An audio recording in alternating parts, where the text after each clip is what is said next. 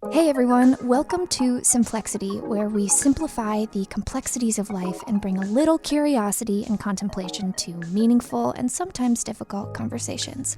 I'm your host, Alyson Stoner.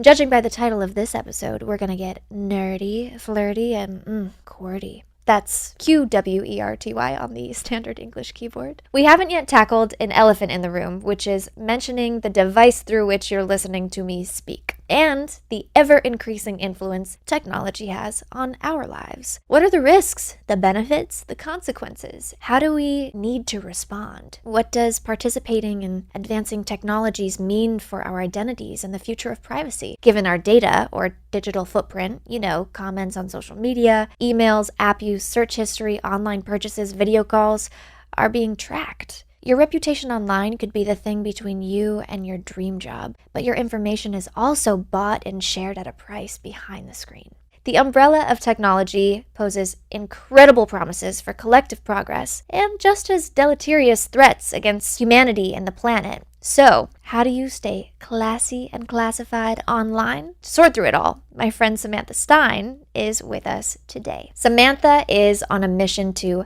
heighten human consciousness. She's a World Economic Forum media leader, founder of Hacktivision, a platform that enables tech leaders to give back in a way that is both meaningful and highly valuable, which means helping to solve the world's greatest challenges with technology. She's also former director of special projects for TechCrunch, where she predicted the startups most likely to exit or IPO globally. By the way, the startup Battlefield portfolio raised over $8 billion and produced a 25% success rate. What? She's also served as a consultant to over 50 of USAID's tech and innovation portfolio investments across medtech, agritech, edtech, and cleantech.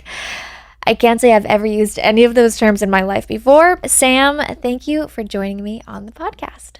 Thank you for having me. For someone who has a character named and modeled after her in the hit series Silicon Valley, you've still managed to remain largely incognito online because you're aware of this thing called data. So for those of us who are less versed, can we maybe start there with how is data created and what does that mean for our identities? Yeah, so millions and millions and millions and millions of pieces of data exist about you and me on the internet already today. This data may seem pretty innocent, but when you start to ask yourself really existential questions like, who am I? Or things perhaps like, what do I have? Or what opportunities should I be entitled to? These are questions that it seems like you would want to have agency over deciding. I think anyone would. Mm-hmm. It seems that I should have agency over my own identity, and I should be able to have the opportunity to create what sort of opportunities I want to have and make all of those decisions. The way it actually works today is there's increasing authority with algorithmic determinism. That data is being used to answer those questions for us and in ways that may not be so obvious. So if you break it down, social media is telling you who you are. Mm-hmm. And it's helping you increasingly define that by giving likes to content and prioritizing what's shown based on how you reveal your identity and creating a dialectic with that responsiveness to craft who you are and who you think you are or who you think you should be. In terms of have, it's the e-commerce giant saying, well, this is what you actually want to buy and should want to buy based on the data we've collected on you. What examples have you seen in this regard? A great example would be today, a credit company could change your credit score. The algorithms that are used to determine all sorts of access to services and opportunities and act like credit scores essentially online to say, okay, I know that this person has sought marital counseling, and so now we are going to give them worse credit or worse access to services or charge them more for that because we see that there is this change in their behavior. Interesting. And that's currently legal. Is it targeting certain groups more than others? Is there discrimination? There's definitely also discrimination in terms of algorithmic biases. So it's not just that these things are being compiled and then decisions are being made for you. It's also that they're being made in ways that lack context about inequity.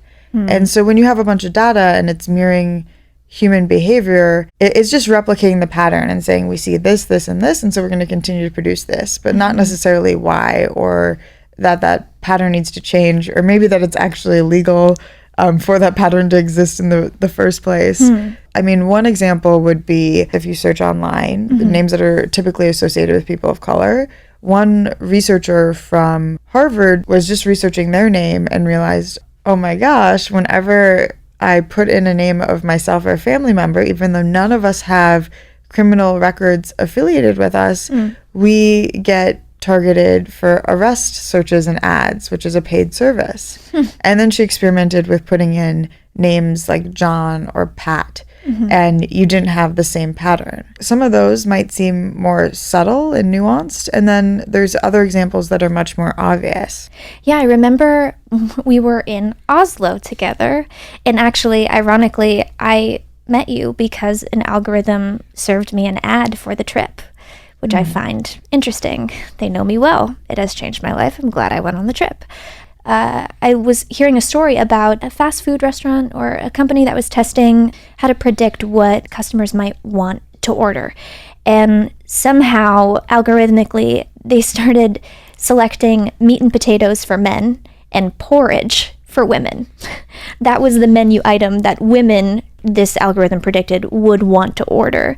So there's far less autonomy, there's far less room for variation. What are the implications in our day-to-day lives if we're becoming walking stereotypes? I mean, to the maximum. Yeah, so I think it's beyond just the stereotypes. Right now, if you compiled all of the salaries for women and men, and you were trying to create a tool and predict how much a woman should be paid and how much a man should be paid rather than a person should be paid, you might be trying to even predict, okay, how much should I pay this person? But because one of the data points is this person is a woman, and the mass data says women on average make X% less, it's going to say pay this person this amount, even though that's a clear inequity. And, you know, we hear a lot of people talking about how we need to have equity in so many ways, but especially in terms of, you know, gender disparities in pay. Right. And in that case, just based on the data, that's how it would be interpreted. Right. And so this is a matter of democratizing technology. Right? It's a matter of making sure everyone is equally represented and has fair access as well to the technology itself. So right now, who owns our data and why should we care to own it? Whenever there's a product or service you're using for free, that means you're the product. If you're not paying to use it, you are the product and service in some way. And the reason this is important is because what that means is all of the data that you are creating on that product is owned by whoever is the creator of it. So they have their own copy, essentially, of, you can think of it in the centralized compute model of like they have their copy of the internet, so to speak. And within that closed system, they're collecting data on you that they own. And then they can, in many ways, do as they please with that data. I often hear when you ask people, like, don't you care about your digital privacy? Don't you care that these apps are collecting data on you? And they're like, no, you know, it's convenient. I have nothing to hide. This seems pretty mundane. Where it stops being mundane is when you can actually broker and match a bunch of data sets together and infer things about people, how they would think, how they would act, how they would respond to things. So you can think of that as someone's digital subconscious, so to speak. And it's less about, is this mundane data important? It's collectively, can this data be used to manipulate you and manipulate your choices or make choices for you? Right. And I think if you reframe the question as, instead of, do you care about your privacy, to, do you care about being manipulated? Most people all of a sudden would say, yeah, I don't want to be manipulated. No one likes to be manipulated. Right. Is there an upside to big data? Could big data be used to actually solve like global crises? Definitely. There's good and bad to everything. So all tools can be used to serve humanity in positive or in negative ways. Right now, people aren't incentivized to share their data. Let's say you have a bunch of banana growers. How do you incentivize them all to share their data of how their business is operating, how many bananas they're producing, what they're selling, how many resources they're using to create those bananas? But there's ways today you could incentivize all of those banana growers using technologies like zero knowledge proof encryption to share their data without revealing who it belongs to in terms of the individual members of the data set. Okay. And where this gets really interesting in terms of solving a world problem is if you can incentivize that data aggregation in a way that's non-competitive and in a way that benefits everyone. You can tell one banana producer, oh, you're using X percentage more water than on average across the board. And now imagine if you amplify that across supply chains, and we can see how we can manage resources more efficiently. A question I've begun asking myself this year is, if I care about the ingredients in the food I eat and the skincare and beauty products I use, and I want to be safe and healthy on all fronts, shouldn't I also care about the ingredients in my feminine care products? So I searched for information on the very items that had the most intimate contact with my body, and I learned that the FDA doesn't require brands to disclose a comprehensive list of ingredients in their feminine care products, and that many feminine care companies are owned by men. But I did find one company who was completely open about the ingredients and created by women, Lola.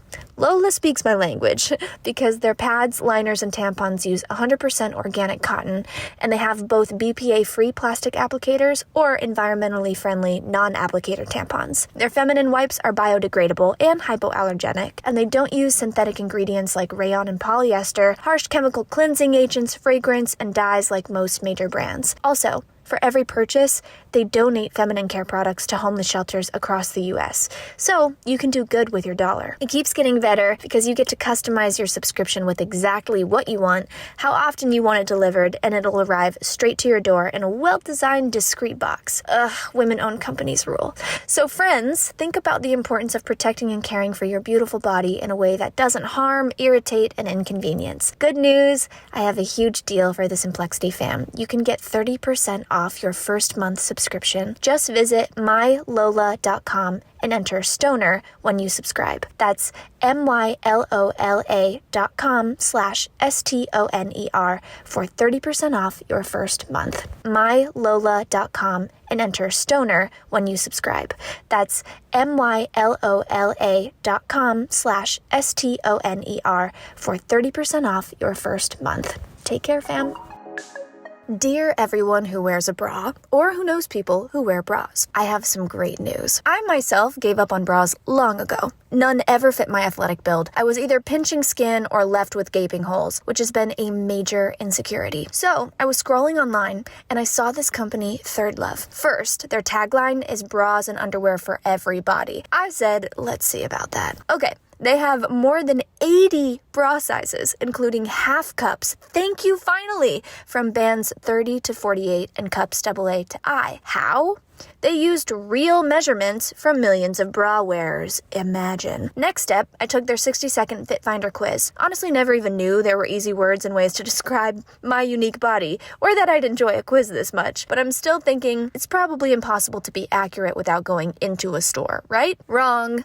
I go with the recommended plunge style in the color taupe because my current and only bra is 3 years old and could use a replacement. And just as I'm thinking about my old bra, I read that Third Love donates all their gently used bras to women in need, which totaled $10 million in 2018 alone. So every customer gets 60 days to wear it, wash it, put it to the test, and if you don't love it, return it, and they'll wash it and donate it to a woman in need. By now, I'm super sold on the company, and I'm just crossing my fingers that the bra actually comes through. Long story short, it does. My bra arrives, I put it on and squeal by myself in my bathroom. For the first time in my life, I'm able to bend forward, to dance, to go about my day, and have zero issues with straps, readjusting, awkward lines, or gaping holes. I forget that it's even there. I wanted to put you all onto them. If you or a friend or loved one wants or needs a new bra, underwear, or cute lounge sets, Third Love has got you. Right now, they are offering my listeners 15% off your first order. So go to thirdlove.com/stoner now to find your perfect fitting bra and get 15% off your first purchase. That's thirdlove.com/stoner for 15% off today.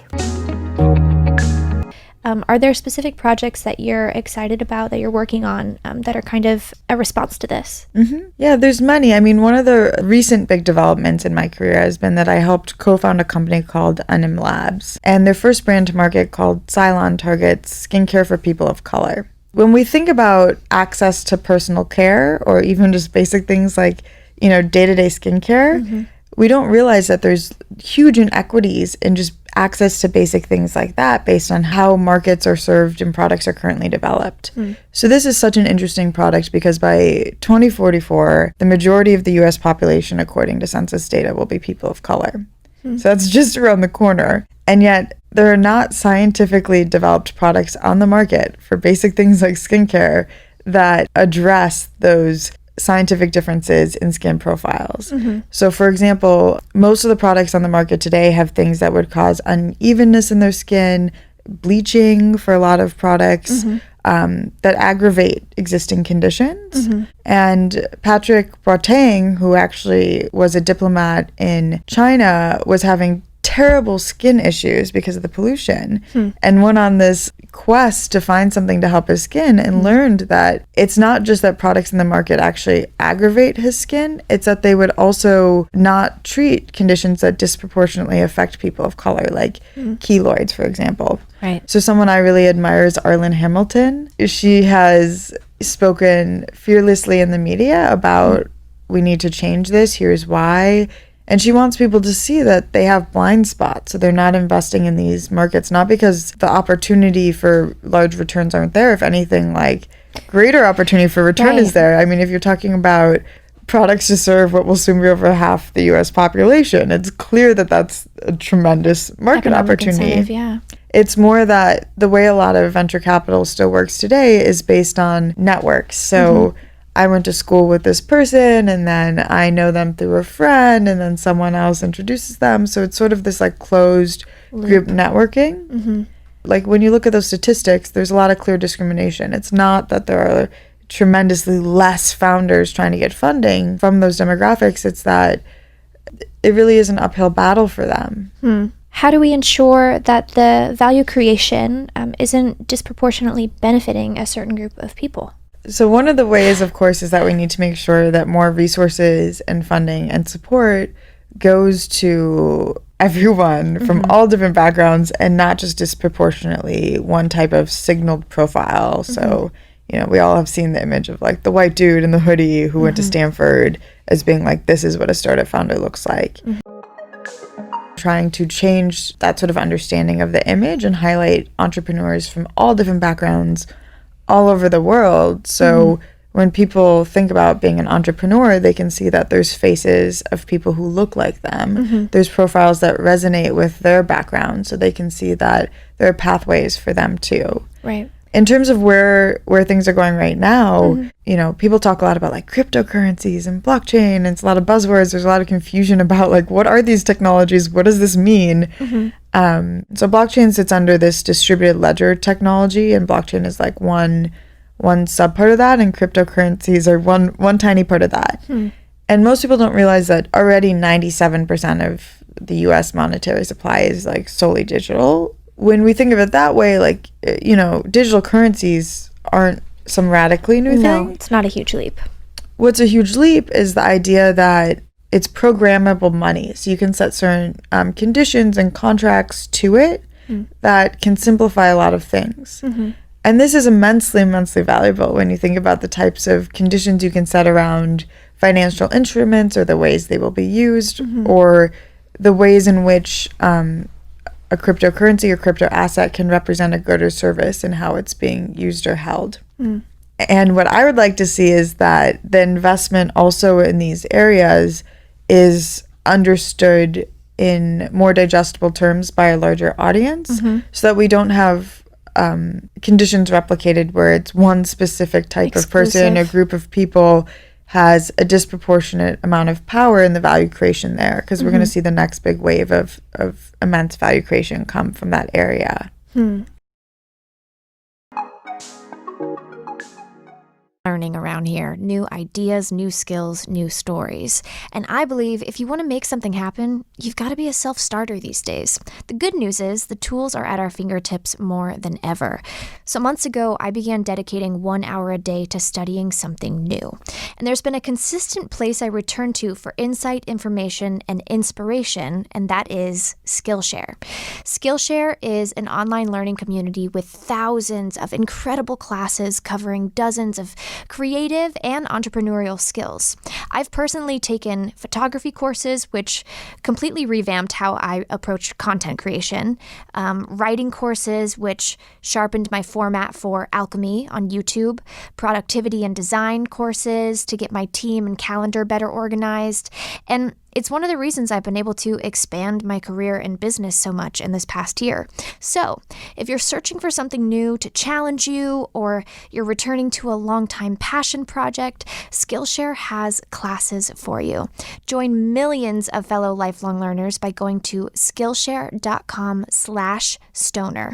And I have a huge hookup for our Simplexity family.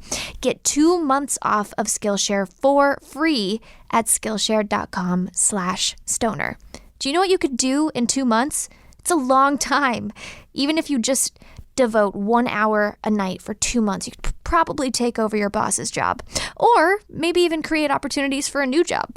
So find your new favorite hobby, passion, fall in love with exploring the world all around you. And to sign up, go to Skillshare.com/stoner. Tell me what courses you do, because I want to try them.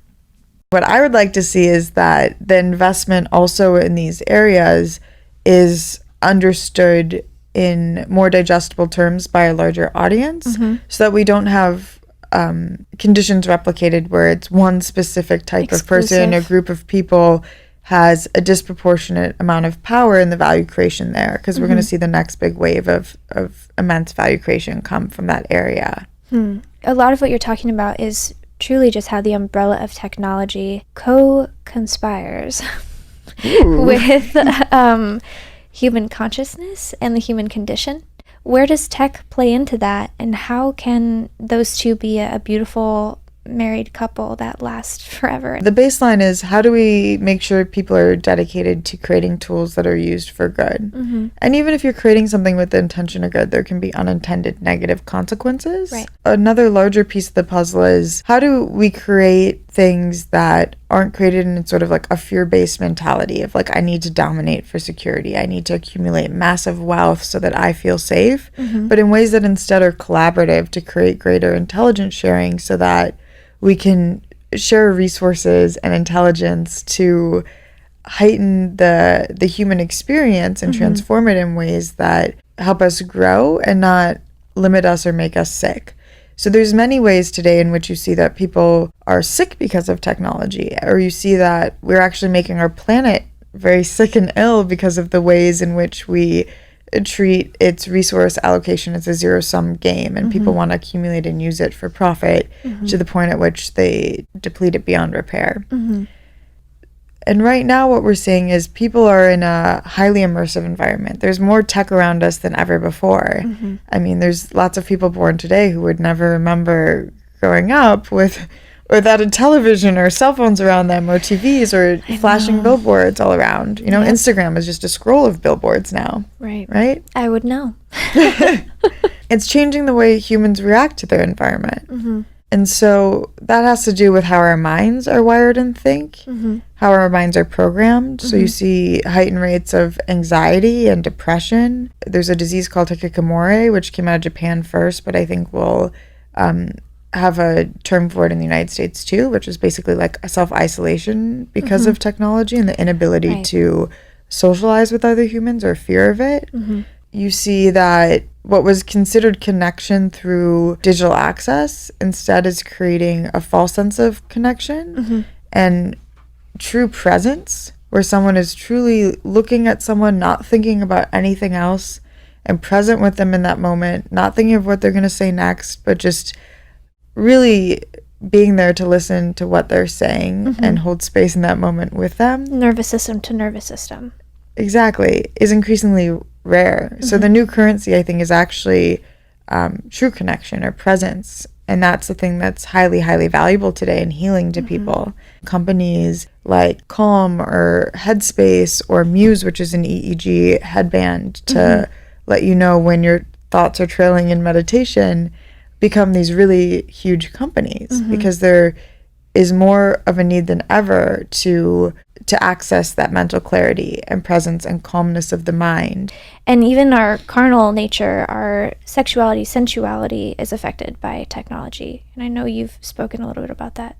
Definitely. So when you think of not having control over your mind being one part of your body, it's also body awareness. So people have lost a lot of their body awareness of being in touch with how are they feeling, which is why, you know, basic breathing techniques through meditation have been tremendously helpful to people, enough that they're, and once again, Startup Land buying these subscriptions to just have 5-10 minutes a day of guided meditation. Knowing how something makes you feel, knowing what it feels like to be grounded and sitting on a chair, or being aware of your surroundings in that way, rather than having things passively be passing you by, or decisions being passively made for you like algorithms do. Yeah. That's why when you ask people how they feel, that should be the most natural question ever. How do you feel? And it should be like, of course I know how I feel. I'm the greatest expert on my feelings and my body. But you see so many pause and like look confused. Try asking your friends, right? How do you feel? And you see that common look now of someone just sort of pausing and trying to digest it and figure out how they feel. So it's almost dissociated. It's hard to access. Right. And they're floating. They haven't landed. They haven't grounded. Exactly. And so if you ask yourself that, or if you ask friends that, and you see that, it's probably time to engage in more self-awareness practices for your mind and your body. And to answer your question of how does that relate to sexuality, we have more and more rates of young people actually having less sex, less sexual partners, even though that may not be the reputation we're seeing in the media. Right. We have skyrocketing rates of erectile dysfunction with young men. And a lot of these, I'd say, are a consequence actually of technology, an unintended consequence. So you have more and more people who have endless options and paralysis of choice for dating because they're using dating apps that are designed to not lose their customers. So if you're designing a product not to lose your customer, you don't actually want to match people to be in a happy, sexually fulfilled relationship together. You want them to, go off and then come back and look for more. Yeah. And so sort of many dating apps have turned into these like sexual buffets, and that's not the only way people are using them, but that mentality of, oh, there's always going to be something next, I need to consume the next thing, is preventing sexual connection in a meaningful, fulfilled way. Yeah. Contentment. Exactly. Yeah. And then beyond that, you have porn and people looking at porn. So the internet has always been used for porn, but now we're going to larger and larger rates of it being used. When you ask most men especially, how do they learn about sex or sensual pleasure or connection, they'll tell you they learned from porn. Yeah. To me, that's a little unsettling, especially because porn doesn't prioritize female pleasure, and you need equal pleasure of both partners, regardless of their gender background or how they identify, in order for it to be the most Mutual. fulfilling experience for both people. And safe. And safe. Consensual. Yes. Exactly. All of these things. So that's a real concern. And now we're going into a world where there's sex robots and there's VR porn and biofeedback in those environments.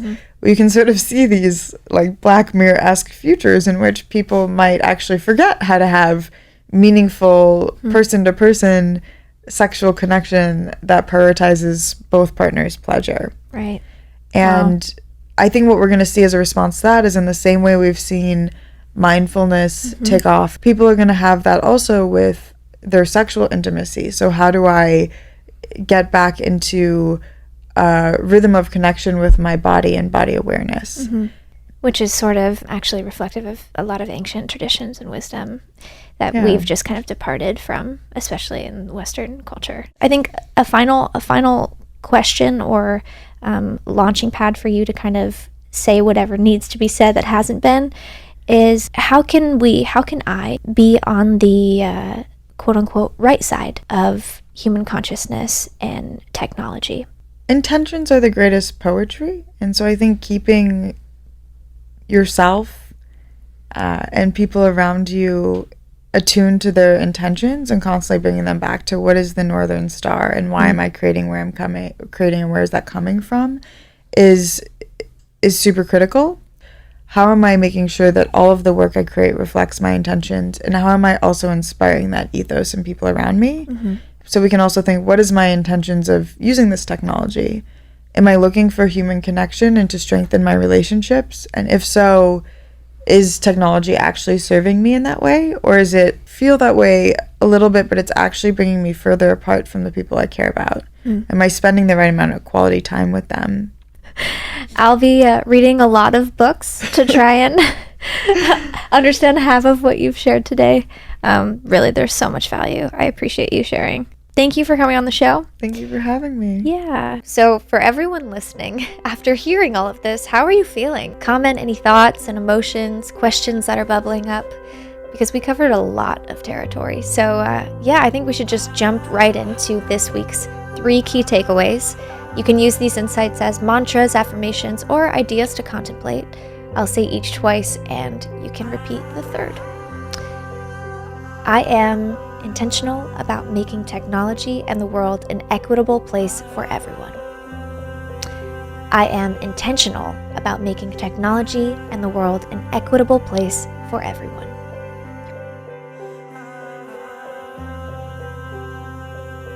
Number 2, I'm conscious of my digital footprint. I'm conscious of my digital footprint. Number 3, I seek real human contact, nervous system to nervous system. I seek real human contact, nervous system to nervous system. Perfect. Thank you so much for tuning in. Make sure you like, comment, subscribe, all that good stuff. Share it with someone if you think they can be inspired, or it's pretty thought-provoking. So share it with everyone you see on the street, really. It would mean so much if you could take a second to rate and review this podcast. I'm Alyson Stoner, signing off on Simplexity. It's anything but small talk. Peace.